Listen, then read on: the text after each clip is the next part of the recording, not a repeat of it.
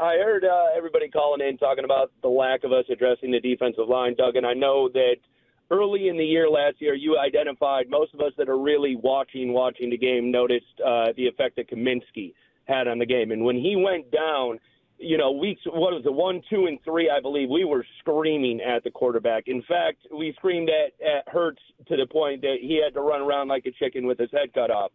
And I think what Holmes noticed, I think many of us did, was when Kaminsky is healthy and we get into pass rush downs and they move him inside and the addition of Houston on the outside, now you bring Pascal back and you got Aquara, I don't see the need at that point to go after any additional D-line help. They were getting immense pressure on the quarterback even throughout the final weeks of the season. So I think you did a fantastic job on drafting game changers for a quarterback who needs a lot of help in order to be successful. Goff is a play-action quarterback, throws the ball great between 15 and 30 yards down the field, and I think we improved tremendously in that aspect. But I just want to get your thoughts on that, that piece specifically, Kaminsky, and what he means to the team. So there's a couple things here. One is, they went 9-3 in games John Kaminsky played. And Is it a coincidence? I doubt it's a coincidence. I also doubt that he is solely responsible for them going 9-3, but it's a performance like his and bringing him back that might have them more comfortable than some people are with bringing back the same room up front. I also want to make one thing clear here, Nick. I'm going to guess that the Lions did have some defensive linemen high on their draft boards that were just gone before they picked.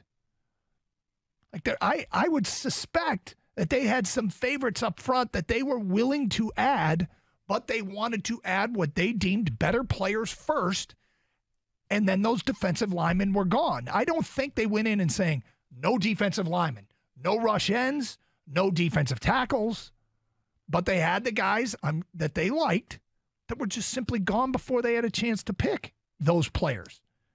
They went with what they deemed better players, and it cost them a crack at some of those defensive linemen. Now, if you were a defensive lineman or bust kind of guy, you aren't going to like this draft. Kaminsky is an interesting wild card.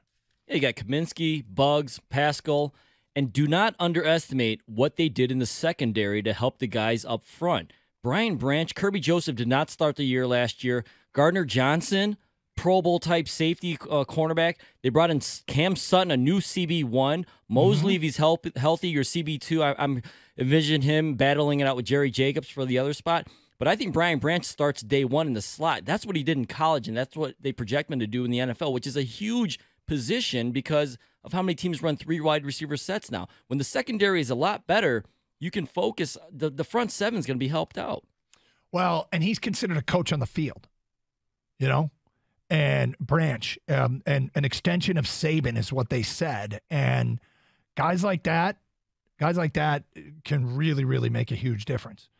And hopefully he will. And that seems to be a pick that nobody debates. Games John Kaminsky played, the Lions averaged 22.5 points allowed a game, which is way better than their season average. So you can I don't want to overvalue it, but it's not lost.